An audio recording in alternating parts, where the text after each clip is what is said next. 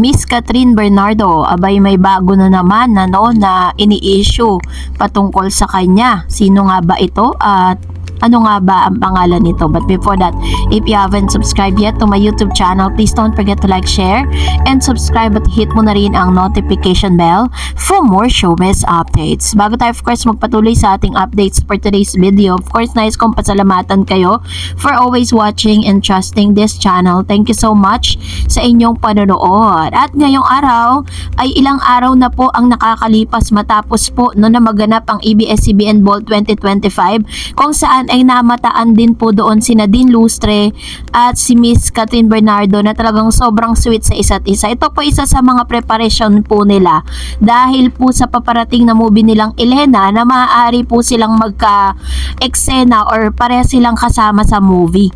No, kaya po talagang medyo nakikita natin silang dalawa na lagi magkasama, nakaala mo mag-BFF, 'di ba? Pero ang totoo niyan, may pelikula po silang ilalabas. Ganyan po sila mag-prepare. And of course, syempre, hindi rin naman po maaalis pa rin sa isipan ng maraming mga netizen ang pangyayari po dito po sa nasabing ABS-CBN Ball. Kasi kahit ilang araw na po ang nakakaraan, patuloy pa rin itong pinag-uusapan. Pero mas pinag-usapan nga ang pag-amin nitong si Miss Catherine Bernardo sa PGT, no? Ito po, panoorin natin. Crush ko, siguro grade 2 ako nun, sa probinsya namin. Yung first ever, mestizo siya. Mestizo siya. Pag crush ko, mas lalong hindi ko yung kakausapin. First ever. Matapos ngang inamin nitong si Miss Catherine Bernardo yung kanyang first ever crush na hinanting pa ng mga fans, ay masasabing doktor na daw di umano ngayon. Sabi po sa isang online news, I'm very happy and yes, I'm still single, ang sagot ni Catherine sa tanong ni Star Patroller Gretchen Pulido nang rumampa sa red carpet ng ABS-CBN Ball 2025. Tanong ni Greta, Catherine, tinatanong ng lahat, are you single or taken? Nang aminin ng aktres na wala siyang karelasyon, ang sabi ni Gretchen, nasagot na mga fans ha. Samantalang na-curious tuloy kami kung sadya ba itong inamin ng dalaga para makarating ito sa first crush na nagngangalang Kenneth Hison. Nasa grade 2 pa lang daw siya noon at pareho pa silang Kabanatuan, Nueva Ecija nakatira pag-amin ng aktres sa nakaraang episode ng Pilipinas Got Talent. Nabanggit pa ni Catherine na secret crush niya si Kenneth noon at hindi niya pinakausap, pero ngayon ay ibinandera na niya sa PGT na napapanood sa buong mundo dahil sa YouTube channel ito ang napanood din sa TFC. Dahil dito ay mega search na ang mga fans kung sino si Kenneth at bingo, nahanap ang lalaking unang naging crush ni Catherine na isa na ngayong doktor. Nakarating ito sa ama ni Doc Kenneth na si Ginoong Edward Hison dahil nirepost niya ang post ng netizen na Kenneth na first crush ni Catherine noong grade 2, sumakses ka, at caption niya, di pa niya nakalimutan ang bunso ko, smiling face emoji. Nakakaaliw ang mga fans dahil nahanap din nila ang yearbook ni Catherine at ni Kenneth noong grade 2 at pinagtabi pa. Makikita rito kung kailan ang kaarawan ng huli. March 16, 1995 ng isang taon ng tanda sa dalaga ng March 26, 1996. Binasa sa amin ang komento ng mga fans sa Facebook account ni Doc Kenneth at kinukulit siya tungkol sa revelasyon ni Catherine. Ano raw ba ang kanyang hakbang na gagawin? Sabi niya, Doc, sali ka po sa PGT kahit anong talent, baka mag-golden buzzer ka pa ni Kat. Doc, pasensya ka na, ikaw dapat ang check upin sa amin, pero dahil kay Catherine Bernardo official, ikaw ang check up namin. Nag-stalk dahil kay Kat. Nako Doc, sorry na po. Nagulo tuloy buhay mo dahil sa crush ni Kat sa napastok ako dito. Humarap ka Doc, sabi niya. Mas gwapo pa kay Daniel. Andito ako. Dahil ayun po yung mga usap-usapan po sa social media patungkol po sa pag-amin ni Miss Catherine Bernardo sa kanya pong first ever crush. Pero sabi nga, grade 2 pa po sila nun. Pero hirit naman ng ilang mga fans ng Kat din na ayaw daw di umano ni Catherine Bernardo ng doktor, ayaw ni Catherine Bernardo ng mayor, at ayaw niya rin ng isang aktor dahil ang gusto po talaga ni Miss Catherine ay isang piloto. Ito naman po yung usap-usapan ngayon sa SOCMED ng ilang mga Kat din fans na alam naman natin na si Alden Richards po ay talagang nag-aaral po siya, papasok po siya at pagpapatuloy niya yung kanyang pangarap maging isang piloto. Tanong nga ng lahat na kapag ba naging piloto na si Alden, sino ba ang una niyang isasakay? Ang sagot naman ng ilang mga Katden fans, syempre si Catherine Bernardo. So, yun po ay usap-usapan lang naman dun po sa social media, sa Facebook. So, anyways, at least na happy tayo. And for that, narito naman ang ilan sa mga comment reaction po ninyo patungkol naman sa ating latest updates. Let's start off with Miss Marike Talinda Sardena. Kahit naman sinong lalaki titigil sa panliligaw sa isang babae, lalo't mahal pa ang ex. Ang hirap kaya anong gagawin ka lang, pamasak butas. Si Alden pa rin ang magdudusa sa pagpinagpatuloy niya ang panliligaw. Kawawa lang si Alden. Buti na lang ay hindi siya sumama kay Kat sa ganap. Binigyan pa rin niya ng respeto ang sarili niya kaysa bastusin lang ng ex ng babae at gamitin siya na parang pinagselosa ng babae ang ex. Di parang ibinala niya ang sarili niya sa gulo. Bahala ang babae harapin ang sarili niya kung may respeto rin siya sa sarili niya. Ayun. So ito naman yung kanyang komento patungkol po sa mga ganap at sabi ni Miss Flower Zone, bakit magsiselo si Daniel kay Kat? Dapat si Daniel pagbawalan niya na lumapit kay Kat.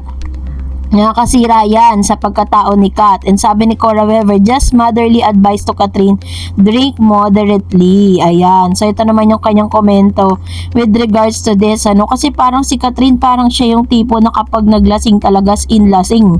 Sabi ni Miss Benga Azucena, kung totoo nga isang issues na may nangyaring tension kay Daniel at Kyle, di ibig sabihin lang na si Daniel sa buong gabi ng okasyon na yon ay sa dami ng mga tao sa ball na yan, ang kanyang paningin ay nakatuon lang kay Kat. Kaya nakikita niyan ang mga galaw ni Kat at Kyle. Sa madaling salita din ay nagsiselo siya kasi tagal na lang barkada si Kyle. Nakakasama nila sa mga get together at swimming nila. So kilala niya. Dapat na. So, and ano pa po sabi niya? Dapat na kung sino si Kyle kay Kat, pero dahil ang lolo Daniel mo ay may pagmamahal pa talaga kay Kat, di ayun, selo si loko kasi di ka makalapit siguro kay Catherine. Paano pa kung si Alden pala ang kasama ni Kat sa ball? Si Alden sobrang touchy din kay Kat, baka si Daniel tuloy nang magwala sa ball. Kaloka. Ayun, so ito naman yung kanya. Alam niyo po yung mga naglabasan kasing balita patungkol dito, iba-iba yung version of the story kasi wala naman pong nagsalita sa bawat panig.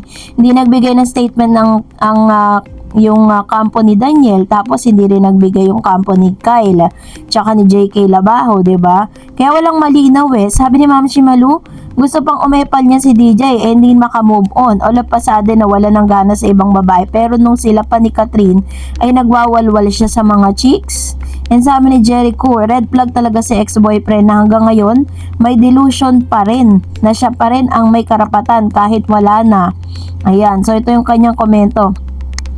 Actually, kung totoo pong naganap yon at nangyari yon, diba, na parang meron ngang pagsiselos na naganap, is ibig sabihin lang yan na talagang hanggang sa ngayon naghahabol pa rin si Dij dito kay Miss Catherine, at the same time may pagsiselos pang nagaganap, pero sa totoo lang talaga wala na rin naman siyang karapatan na magselos or parang kung may ganon mang moment. Pero base po sa mga reports parang ina-out nila si Miss Catherine Bernardo sa usapin na yon. Parang yun po ay parte ng pagtitrip lang nitong si JK at saka yung kanyang kaibigan, dahil mga lasing na nga.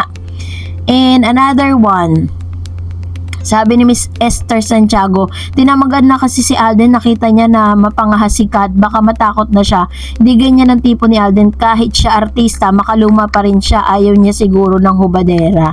Ayan, so ito naman yung kanyang komento with regards to, actually, wala naman po tayong nakikitang parang masama sa ginagawa ni Miss Catherine Bernardo kasi ganoon naman talaga ang mga artista Sabi po ni Miss Evelyn, sana Kat si Alden na lang barkada mo, hindi ka pa malalagay sa mga issue na tulad niyan. Maganda rin talagang makinig sa magulang. Gusto mo nga mag-independent kaso malalagay ka lang sa alanganin. Baka yan pa ang ikakasira ng iyong career. Hangad ko pa rin talaga angkat din. Ayan. So, ito po yung kanyang komento with regards to this. Lahat naman tayo po is talagang nangangarap that one day is talagang may mga ganitong ganap, diba? Si Katrina at Alden. And sabi naman po ni Miss Flowers, si Daniel desperado na dapat si Daniel mag-move on na siya. Huwag pilitin si Kat na bumalik sa kay Daniel. Actually, parang wala na talagang chance kasi yun na po yung pagkakataon nila para magkita sila. Pero parang according to Daniel Padilla, never po silang nagkita. At never po silang, yun ang kwento ha. Sabi ni Flowers, si Daniel desperado na yan. Yan, so hindi raw makamove on si Daniel Padilla. Pero sabi po dun ng kanyang tita, no, na asawa po ni Mr. Robin Padilla, si Mariel, na kalmado daw si Daniel Padilla sa mga oras na yun. So hindi natin alam ang kwento. And that's it for today. For more videos and updates, please don't forget to like and subscribe. And please don't forget to follow my Facebook page, Dar Eds TV. God bless everyone.